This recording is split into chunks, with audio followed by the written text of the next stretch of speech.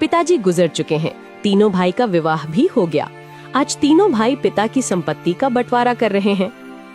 आहा, देखो भाई, मैं सबसे बड़ा हूँ, इसलिए मैं बंटवारे का काम करूँगा। बोलो, तुम लोगों को मंजूर है? भैया मैं तो मंझला हूँ, आप जो बोलोगे मुझे स्वीकार है। भैया आप दोनों तो मेरे बड़े भैया हो, मैं तो सबसे छोटा हूँ। आप लोग जो फैसला करोगे मैं उसे स्वीकार कर लूंगा। पिता के जाने के बाद आप दोनों को मैं पिता स्वरूप मानता हूँ। तो फिर ठीक है, सबसे पहले हम खेतों का बंटवारा करते हैं। देखो भाई, हमारे पास 2 खेत हैं और एक मेड़ है।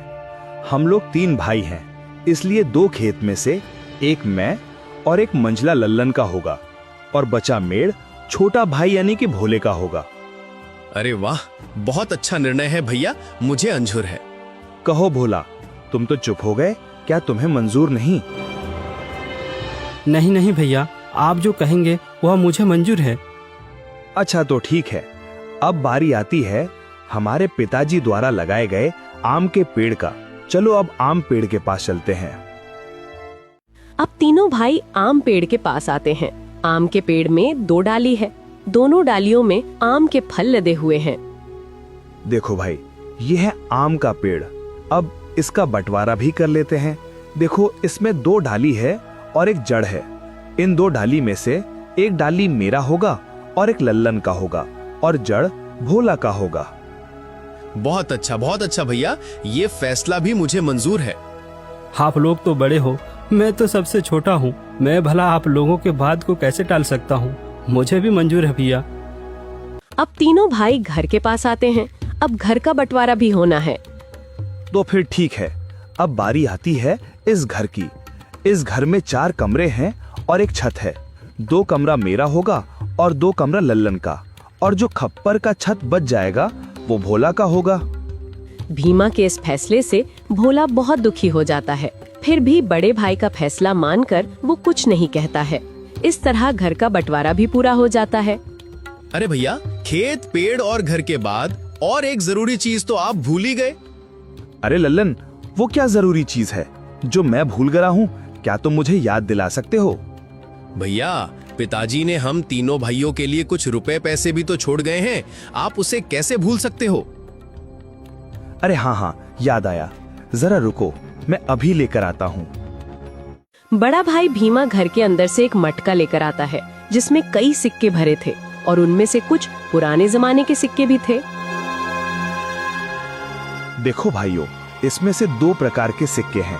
एक जो अभी वर्तमान में चल रही हैं, वहीं दूसरा जो हमारे दादा के दादा के दादा जमाने के हैं, यानी कि बहुत पुराने जमाने के सिक्के हैं, जो कि कुछ अजीब धातुओं के साथ बनाया गया है। तो भैया, अब इन सिक्कों का कैसे बंटवारा करोगे आप? तो सुनो, अभी के जमाने में जितने भी सिक्के चल रहे हैं, उन सिक्कों को मैं और मंझला भाई लल्लन का होगा, और जो सिक्के बहुत पुराने हैं, जो कि पुराने धातुओं से बनाए गए हैं, वो भोला का होगा। इस तरह दोनों भाई रुपए पैसे को भी ले जाते हैं। देखो भोला, पुराने जमाने के सिक्के में सिर्फ 4 ही सिक्के बचे हुए हैं। तुम चाहे तो इन 4 सिक्कों को ले जा सकते हो। और बहुत ही पुराने जमाने के 4 सिक्के भोला को देते हैं। भैया, आप दोनों तो सारे रुपये पैसे ले लिए। अगर मेरे तकदीर में ये सिर्फ 4 रुपया ही लिखा है तो मैं उसे स्वीकार करता हूँ। भोला अपने हिस्से के 4 सिक्कों को लेकर घर के अंदर जा ही रहा था कि तभी बड़ा भाई रोककर कहता है, अरे भोला, तू पगला गया है क्या? तूने सुना नहीं? बंटवारा हो गया है। अब इस घर में हम रहेंगे। तुम्हारा हिस्सा तो छत में है, तुमको तो बंटवारा छत में दिया गया है। अब तुम उस खप्पर छत में जाकर रह सकते हो। इस घर के अंदर अब तुम नहीं रह सकते। अब ये घर हम दोनों का हुआ। भैया, आप ही कैसी बातें कर रहे हो? मैं कहाँ जाऊंगा? मेरा तो अभी अभी शादी हुआ है, मैं कहाँ रहूंगा भैया? अरे भोला भाई, ये तो तुम्हें पहले सोचना था ना, जब बंटवारा चल रहा था। अब पछताए क्या करें जब चिड़िया चुग गई खेत। दोनों भाई ने भोला और उसकी पत्नी को घर से धक्के मारकर बाहर कर दिया। वहीं दोनों पति पत्नी गांव के तालाब किनारे अपनी एक छोटी सी कुटिया बनाकर रहने लगे। हे भगवान, यह हमारे साथ क्या हो रहा है? अब ना घर का रहे ना घाट का, कैसे चलेगा जीवन? 2 वक्त की रोटी तो छोड़ो, एक रोटी भी नसीब में नहीं है। अब रोते जाओ, जी भर के रोते रहो। अकल तो तुम्हारी घास चढ़ने गई थी, मेरी मती मारी गई थी जो मैंने तुम्हारे साथ विवाह किया। मेरी तो किस्मत ही खराब है। बड़े भाई बोलकर तुमने कुछ ज्यादा ही इज्जत दे दी। देख लिया नतीजा, अब भुगतो। पद्मा, वह दोनों मेरे बड़े भाई थे। अब बताओ भला, मैं उनसे कैसे सवाल जवाब करता? अच्छा, तुम्हारे बड़े भाइयों ने तो अपने छोटे भाई के लिए कुछ नहीं सोचा? सब कुछ तो रख लिया। तुम्हारे हिस्से में क्या दिया है? खेत के नाम पर मेड़ दिया है और पेड़ के नाम पर जड़ दिया है, घर के नाम पर छत दिया है और पैसे के नाम पर ये आदम जमाने के 4 सिक्के दिए हैं। पद्मा, अब बस भी करो, और कितनी ताने मारोगी? अब छोड़ो उन बातों को। चलो छोड़ दिया, अब बताओ आगे का क्या? क्या करोगे, क्या खाओगे, कुछ बताओगे मुझे? अब मैं क्या करूं पद्मा? अब तो मेरे पास कुछ भी नहीं है। एक काम करता हूँ, मैं मुखिया के पास इन पुराने सिक्कों को लेकर जाता हूँ। शायद इन सिक्कों के बदले मुझे कुछ नया सिक्का मिल जाए।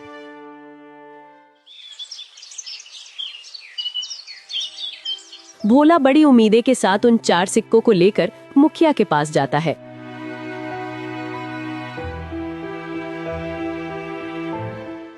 अरे भोला, तुम यहाँ? बताओ कैसे आना हुआ? मुखिया जी, मेरे पास यह सिर्फ 4 सिक्के ही हैं। क्या आप इन सिक्के के बदले मुझे कुछ नए सिक्के दे सकते हैं? अरे भोला, ये सिक्के बेकार हैं। अब ये चलन में नहीं रहा। भला तुम्हें इन सिक्कों के बदले कौन पैसे देगा? सच में तुम बहुत भोला हो। अब मैं क्या करूं? हे भगवान, मैं तो बर्बाद हो गया। मेरा सब कुछ लुट गया। अब देखो भोला, मैंने भी तुम तीनों भाइयों के बंटवारे की बात सुनी है। सुनकर बहुत बुरा लगा। दोनों भाइयों ने तो सब कुछ ले लिया और बदले में तुम्हें कुछ नहीं दिया। ऊपर से उन निर्दयी भाइयों ने तुम्हें घर से भगा भी दिया। हे भगवान, ऐसा भाई तो दुश्मनों को भी ना मिले। अभी क्या करूं मुखिया जी? लगता है मेरी तकदीर में कुछ नहीं है। मेरा मर जाना ही ठीक है। तुम्हारी दुख मुझे देखा नहीं जाता भोला, पता नहीं क्यों। वैसे तो मैं किसी के ऊपर दया नहीं करता, फिर भी तुम्हारा दुख देखकर मेरे जैसे कठोर दिल भी आज पिघल गया। एक काम करो भोला, कल से तुम और तुम्हारी पत्नी मेरे खेतों पर काम करो। मैं जितना मजदूरी दूसरे मजदूरों को देता हूँ, उससे ज्यादा मजदूरी मैं तुम दोनों को दूंगा। वैसे भी तुम्हारे पास अभी कोई काम नहीं है। हाँ मुखिया जी, मैं आपके यहाँ काम करूंगा। मेरी पत्नी भी काम करेगी। ठीक है भोला, तो फिर कल सुबह से खेत पर काम के लिए आ जाना। और ये तुम अपने सिक्के अपने पास ही रखो, शायद यही तुम्हारी 4 रुपए की तकदीर वाली निशानी है। भोला उदास होकर वापस अपने कुटिया पर आता है। भोला की पत्नी रास्ता देख रही थी। भोला अपनी पत्नी के पास आकर सारी बातें बताने लगता है। अब यही दिन देखना बाकी था। अब हमें दूसरे के खेतों में काम करना पड़ेगा। हाय रे मेरी किस्मत। अब देखो पद्मा, तुम ज्यादा ज्ञान मत दो। हमें काम मिला है, कल से काम पर जाना है। इस तरह दिन गुजरता गया। भोला और पद्मा अब मुखिया के खेतों पर काम करने लगे। रोजी रोटी का एक जरिया उन्हें मिल गया। खेतों पर फसल लहलहाने लगी। अरे भैया, इस साल तो हमारा फसल बहुत अच्छा हुआ है। हाँ भाई, इस साल तो बहुत ज्यादा फसल हुआ है। इस साल बहुत आमदनी होगा। अब चलो भैया, अब घर चलते हैं, कल सुबह फिर आएंगे।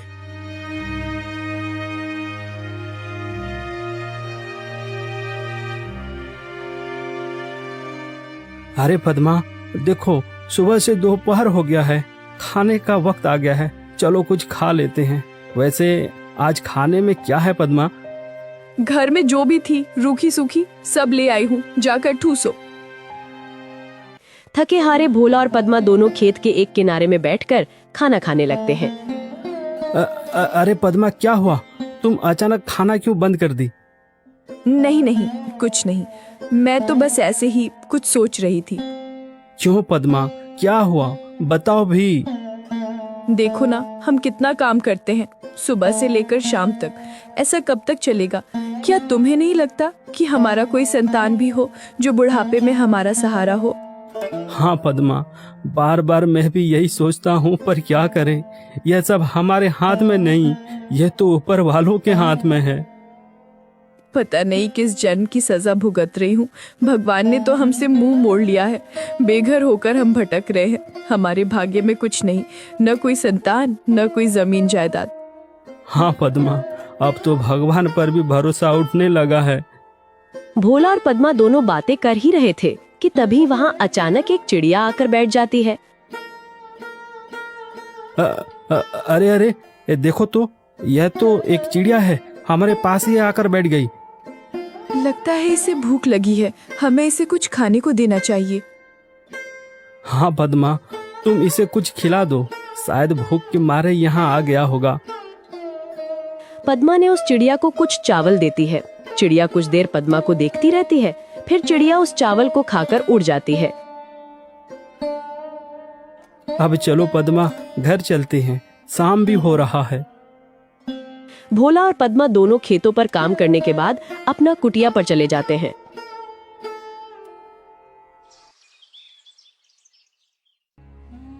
सुनिए भोला जी, ये फावड़ा उठाओ और मेरे साथ चलो।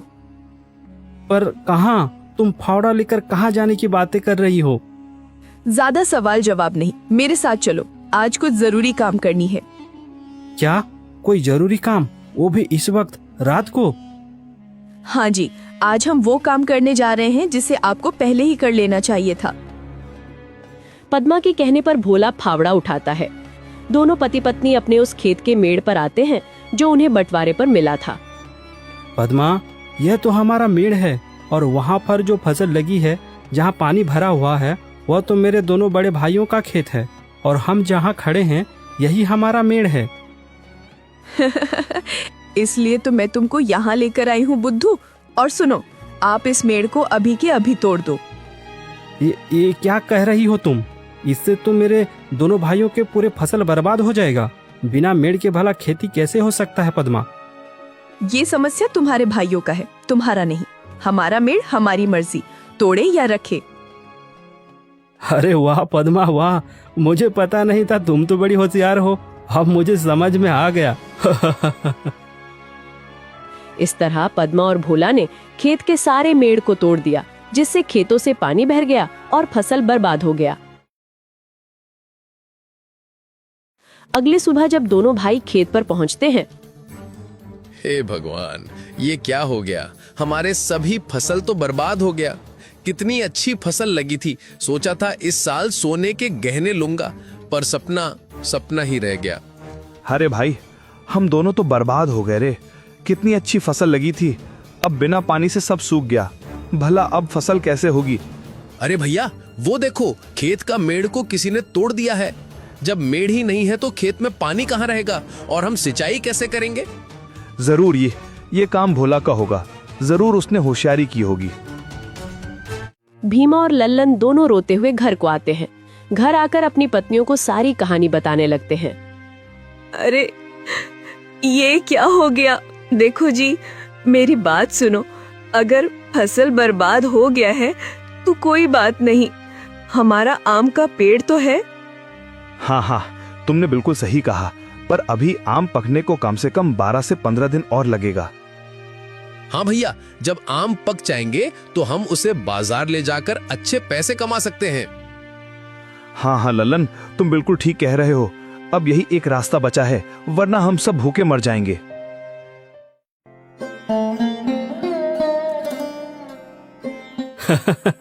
अरे पद्मा, तुम तो कमाल कर दिया, मेड़ तोड़ दिया। जैसी करनी वैसी भरनी, ये उन्हीं के कर्मों का फल है। सुनो जी, आज रात हमें और एक काम करना है। अरे पद्मा, इस बार क्या करना है? अरे बुद्धू, तुम अब देखते जाओ, वो तुम्हें शाम होने के बाद ही बताऊंगी। जैसे ही शाम हुआ, पद्मा और भोला दोनों कुल्हाड़ी लेकर उस आम के पेड़ के नीचे पहुंच जाते हैं जो उन्हें बंटवारे पर मिला था। सुनो जी, क्या यही वो आम का पेड़ है? हाँ पद्मा, यही तो बंटवारे वाला आम का पेड़ है। एक डाल पर बड़े भैया और एक डाल पर मंजला भैया का अधिकार है। तो फिर हमारा हिस्सा कौन सा है? अरे पद्मा, मैंने तो पहले ही तुम्हें बता दिया था कि हमारा हिस्सा सिर्फ जड़ है, इसके अलावा और कुछ भी नहीं। तो फिर ठीक है, इस पेड़ का जड़ तो हमारा है, इसलिए इस जड़ को रखे या काटे हमारी अपनी मर्जी। दोनों पति पत्नी आम के पेड़ को काट देते हैं। आम का पेड़ नीचे जमीन पर गिर जाता है। एक जोरदार आवाज होता है। भीमा और लल्लन दौड़कर पेड़ के पास आते हैं। भोला और पद्मा को दोनों भाई पकड़ लेते हैं। अच्छा, तो तू है भोला, तू हमसे बदला ले रहा है। आज तो तेरा खैर नहीं, तुझे तो इसकी सजा जरूर मिलेगी। अरे रुको भैया, हम इन दोनों को राजा के पास ले चलते हैं और इनको कौड़े की मार वाला सजा दिलवाते हैं। हाँ, बिल्कुल ठीक कहा लल्लन तुमने। भोला और पद्मा को दोनों भाई रात भर कमरे में बांध कर रखे।